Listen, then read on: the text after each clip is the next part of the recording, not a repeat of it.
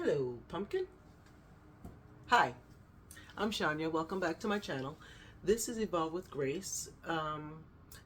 What I talk about on my channel is all things evolving in life. I am a 51-year-old mom, working mom of 3 amazing kids.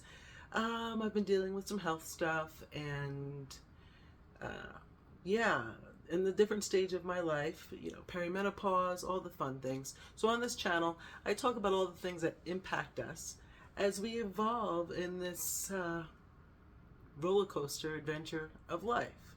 If you're new here, welcome to my channel. So today, I want to talk to you about October. Yes, not Oktoberfest, but an October check-in. And I don't know if well, maybe you know the song. You better check yourself before you wreck yourself. That's what this video is about. I don't want you to check yourself. Well, I want you to check yourself before you wreck yourself. Check yourself so you don't wreck yourself. Anyway, in my day job, I deal with a lot of I deal with a lot of financial situations for our company. And our goal is to try to get things wrapped up, any big financial changes and everything wrapped up by month end of October. So I thought that this is a good time for a personal check-in. Now, I have adult children, so I have a lot of life events. And my daughter just got married. She's been married a little over a week. An amazing wedding, but there was a lot building up to it for her and her husband, as well as myself and my husband, emotionally and financially. When we go through life's events, it could put us in a season of spending. And once you get into a season of spending, it can be hard to rope yourself back in, to reel yourself back in, especially when it's emotional. So what's coming up for us that tends to be emotional for a lot of moms? The holidays. I am a person who hosts holidays. I cook Thanksgiving. I host Christmas Eve and Christmas Day with my kids. I love it. I love it. It's my favorite time of the year. I love to cook. I love to be in the kitchen. I love to make good food. And after I make all the food, I don't want to eat it. But not that there's anything wrong with my food. It's just that I'm tired of looking at it. Okay? Because a girl can cook. Just saying. It's spending season is what I'm getting at, basically. It's spending season. So October is a good time to check in with yourself. Financially and emotionally. Where are you? Where are you with your finances? Did you have some plans that you may have created in January that you didn't stick to? Have you been in spending season? Did something come up in life where you're spending, and you're getting caught in the loop of that? It's a good time to rein yourself in before the crazy happens. If you look at social media, whether it's Instagram or YouTube or anything, you're going to see a lot of influencers showing you all the great hauls, If you go to look for Christmas decor, it's already flying off the shelves. If you're somebody who likes to decorate your house, you know what I'm talking about. I think Christmas decor was out in July. So the retail market is always ahead. And your favorite influencers, your cleaning and decorating channels and things like that, they're very focused on Christmas decor. I love decor. I love Christmas decor. But I don't have a mansion and I'm running out of space. And my style has changed over the years. So I need to take some time to find the things that I'm not using anymore. And I promised myself that I wasn't going to buy any more Christmas decor unless I use my store credit for Hobby Lobby, that I have $180. So I should be good for a while, right? Self-check-in. Where are you with your finances? Where are you with your financial goals? What I invite you to do is to sit down with a pen and paper, not your computer, not your phone, a pen and paper, because writing things down has an emotional impact. I don't know what it is. And if you're feeling that you've been overextending yourself, or you're not where you want to be, or there's certain things in your financial plan that you are not happy with, take some time and write down the issue. What's going on? Check in. Check yourself before you wreck yourself. Check in and say, all right, I'm currently struggling with this, or my budget is struggling with food. Write down what you're thinking and what you're feeling in regards to that. Then take a look at those things and decide, what on this list do I have control over? What can I change? Because it is true that sometimes it's not about the numbers, and it's not about how much money you make. It is how much you keep. I tell my kids that all the time. I look at them and say, what is it? It's not how much you make. And they'll look at me and they'll say, it's how much you keep. And that is true. But a big part of keeping that money is mental. It is behavioral. It is, what are you doing with your money? Are you paying yourself first? Are you trying to save for your older self? And I was speaking to someone the other day, and I said, let's try this. Picture yourself in 5 years. What do you want your life to look like? How does it feel? Do you want to be able to shop when you want to? What do you want to maybe put into your budget? Like, what does your rich life look like? There's a author, Ramit Sethi, and his financial books, he talks about your rich life. And his advice is to spend as much as you want on the things that you absolutely love, and spend the least on the things that you don't care about. 100% true. Where can you cut back in your budget? Can you look at the things that you're struggling with and see where the holes are? And what can you do about them? Can you do a meal swap? I was talking to my cousin, and she's a single mom and her daughter's off of college. I'm like thinking, how about we cook dinner one night, and then maybe you come over for dinner, and then maybe you make dinner, like whether you make a soup or stew or whatever, and bring it over for one night, and we have dinner together. Something like that, like use your community to try to figure out ways to help each other, because financial times are rough for a lot of people, for most people. I do think the price of gas is going down a little bit, but the cost of everything is ridiculous. And word on the street is that our insurance premiums may go up. Hoping that's not the case, but that could be a reality, and that's something that we're going to have to prepare for. And that, if you if you're working with a company, it's open enrollment season in November. I think it's November is open enrollment, and at that time, it's right in the middle of holiday season.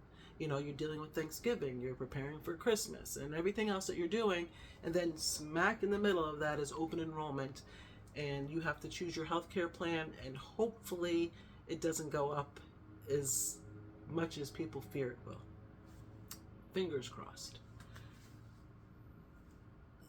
Checking in with yourself is good. You should always check in with yourself. Check in with your feelings. I was also telling my cousin when I was talking to her that in the mornings I want to take some extra time to do specific tasks. She bought me this beautiful Bible workbook, and I said, oh great, I'm going to start my morning off with that, because I try as much as I can to stick to doing the miracle morning, which is taking an hour for yourself to do certain tasks. Savers, they're called. Silence, affirmation, visualization, exercise, reading, and scribing, writing. So to take an hour or so and to give yourself that before you start your day. It is amazing. And if you haven't read the book, The Miracle Morning by Hal Elrod, I highly suggest it. I highly suggest anything that is going to give you peace, to promote mental clarity, mental peace, mental health, because the world is crazy, times are crazy. All of the things that go on in the world, with our family, with our friends, with TV, with politics, with news, it can totally send you for a tailspin where you're not focusing and grounded in what you want for yourself. That's what I mean when I say trying to focus on things that are in your control versus things that are not. check in with you. Check in with you and check in with your friends. Because sometimes they need to have this conversation. For some reason, money is something that people have shame around and don't want to talk about. And I think the reason being is that a lot of people feel shame around it, because they're not perfect. And I think there's an illusion that the person that's across from you or sitting beside you or walking past you does not have or have had financial struggles in life, or they are not imperfect when it comes to personal finance. So on this channel, I try to talk about everything. I do. And being a personal finance behavioral coach, that is something that I want to do full time when I retire. And I struggle with making this channel just about that, because that is a big part of adulting. It is a big part of evolution, how we behave with money, how we behave with money when we have money, how we behave with money when we don't have any money. Those things are a part of our financial behavior. And as somebody that's 51, if you have children, maybe they're getting closer to, finding more independence. I've had my children young, so 2 of them are out of the house. I have 1 left who basically has a foot out the door on her, because she's growing up and she's doing her own thing. I'm evolving in my life. I'm evolving with my hormones. I'm evolving with my career. I'm evolving with my relationships with my adult children, because they're adults and what they need from me is different than they did. But I'm also evolving when it comes to my personal finance. I'm not in the spending years anymore. I spend. What I'm saying is I'm not worrying about sports. I'm not worried about, big Christmases or birthday parties. We still celebrate all those things, but not in the way that we did when our children were young. So at 51, I'm closer to retirement age than I was when I first started. It's interesting watching people retire, because now I'm at that age where I'm like, oh, how many years do I have left? As to 20 years ago, I would have been like, oh, look at these old people retiring. I don't know why I'm starting to be the same age as the old people. Anyhow, I digress. So what I'm trying to say to you is, your personal finance is a part of your evolution in life.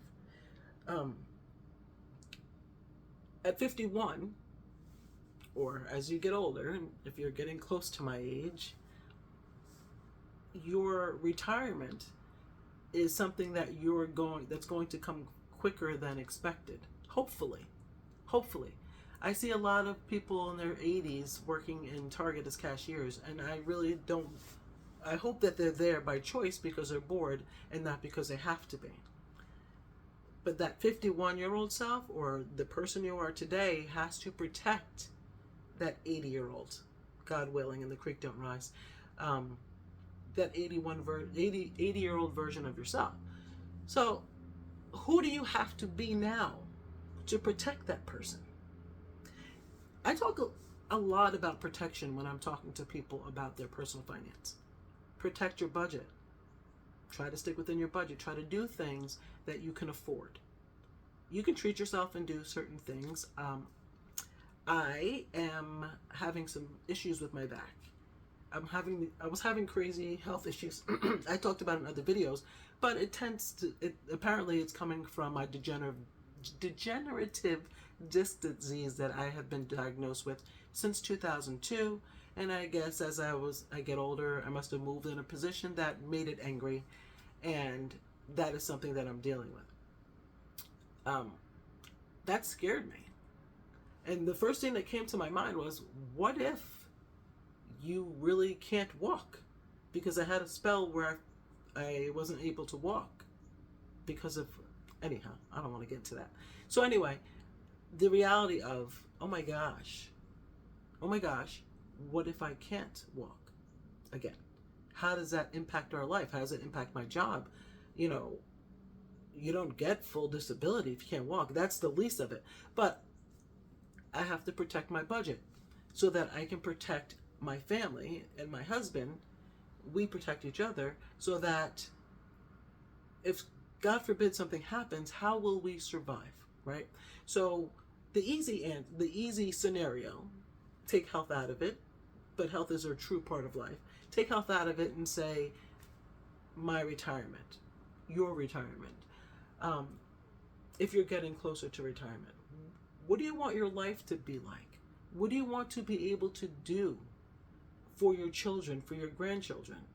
I'm a true believer in generational wealth, and it is something that I have been very passionate about, and my husband has been passionate about, to change our family tree, to give our children a start so that when we are no longer here, they're in a better place. I always equate life as a relay race. You get the baton, you run with it, you run as far as you can, and then you pass that off to the next generation so that hopefully that they can run further than you. It's not about spoiling my kids and making life easier for them, but I need to protect that older version of us in a sense that we do not become a financial burden on our kids. So to put ourselves in a position that, God forbid, something did happen health-wise, that we would be able to be cared for and our children would not have to be our primary caregivers. I'm not saying put me in a home, or feed me fancy feast.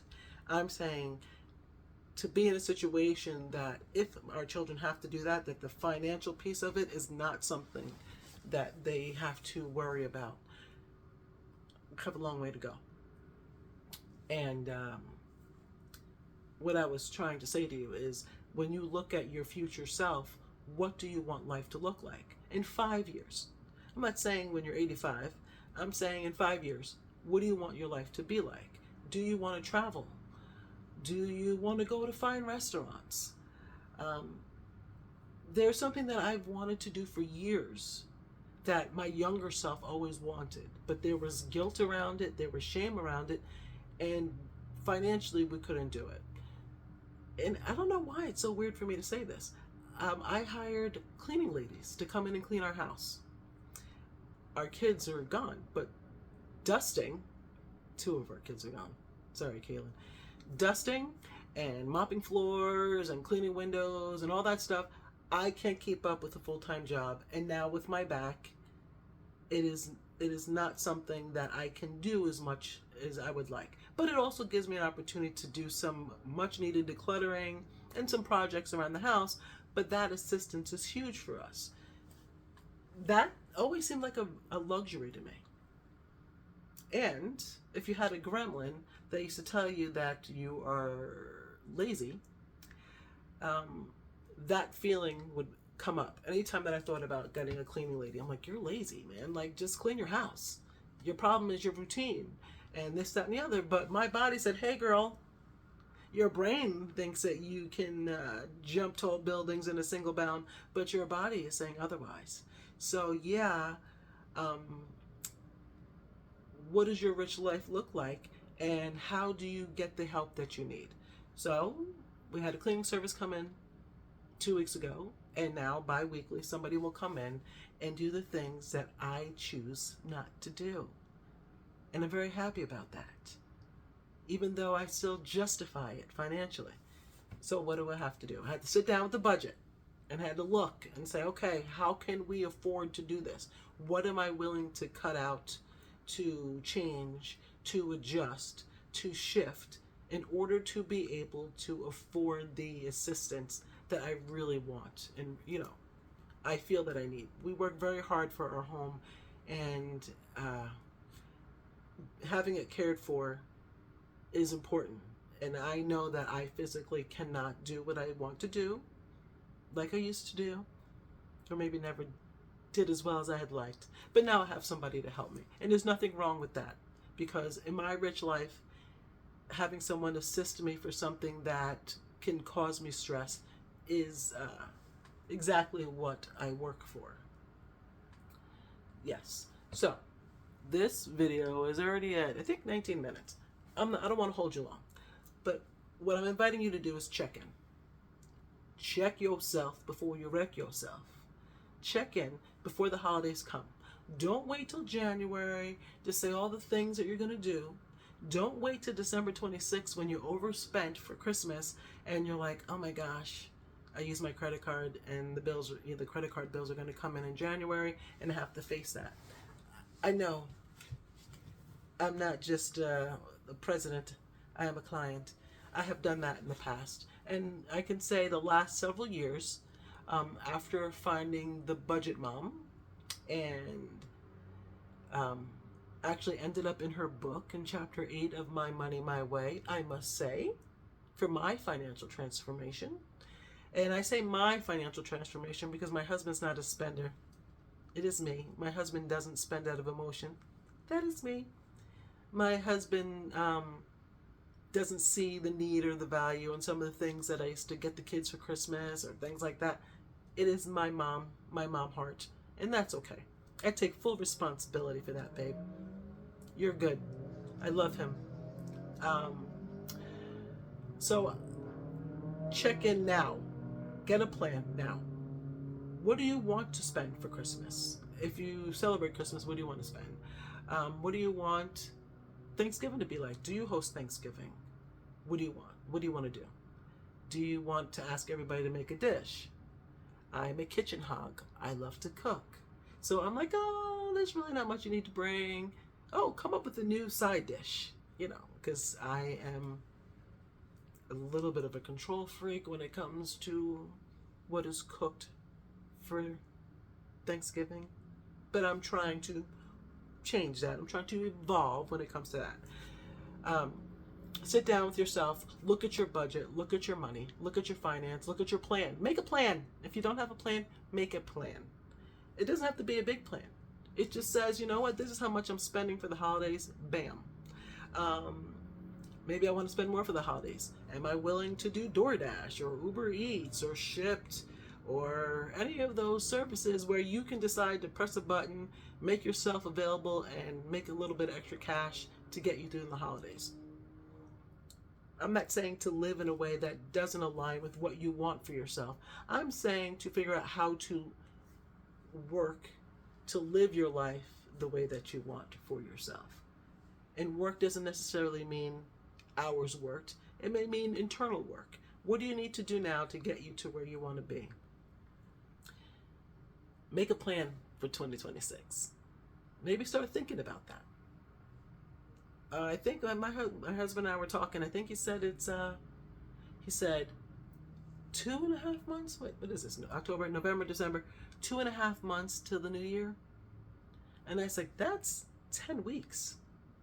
That's 10 paychecks. That's 10 Fridays. That's 10 Mondays. That's not a lot of time before the New Year's. Give or take a week or so. If I'm off, we didn't look at the calendar. But we're getting there. We're getting there. If you set goals for yourself or you had a plan of what 2025 was going to be and you didn't do it, or you feel like you've fallen off the plan, guess what? You still have some time to course correct and to do some things that are going to get you closer to where you wanted to be in last January. Think of who you were last January. Are you that person that you were hoping to be in October before the year end? And if you're not, that's okay, because we are evolving. We're not perfect people. But look at that and say, what can I do to shift and adjust now? How can I get closer now? Or how can I, let's just say you blew it. Like you spent like you were Rockefeller, like you just had money, where them dollars at, making it rain, and just overspent, overextended, overdid it. It's okay. It's done. No beating yourself up. You can't change the past. What was it? Timon or Pumbaa says, we don't worry about the past because it's behind you. Yes, it is behind you. No sense of worrying about that. Every moment is a new beginning. This is your clean slate. This is your start, right? So if you totally jacked it up for this year, take a moment to pause and to rein yourself in. If you're the problem, rein yourself in. And I say if you're the problem because I know life happens. The roof leaks, Something goes wrong, you got to take the dog to the vet, to the ER. Things happen that sometimes we're not prepared for. I'm not talking about those things. I'm talking about what you can control, your behavior. Who have you been for the last 10 months? Is this who you plan to be when you woke up and said, this is my plan for 2025? You could still be that person for the next couple weeks, the next 10 weeks. Give yourself that gift. The worst thing that can happen is, yeah, okay, you're still not where you planned to be last January. Okay, that's the worst thing that can happen. The best thing that can happen is that you have lessened the blow a little bit of how bad it could be, but you can also give yourself a jump start. So when January comes, you're already doing the darn thing. You know, you've already adjusted something. You've already gotten yourself on a path. So then when you look at 2026, you can already be ahead of the game. I think that's all I have for today. I just wanted to talk to you about this because it's something that I'm doing with myself. And again, this is a channel about evolving, and I think about these things for me. So I practice what I preach. I do, because even as a personal finance coach, I'm still human. I still have behaviors. My behaviors are not always the best. I'm checking in with you to get you to check in with you. Thanks for watching. Have an amazing day, and I'm going to figure out how to turn this thing off with the remote. Take care. I don't think it did it. Nope. Still didn't work. Hate this thing. Modern technology. How about I just hit stop? Have a good one, guys.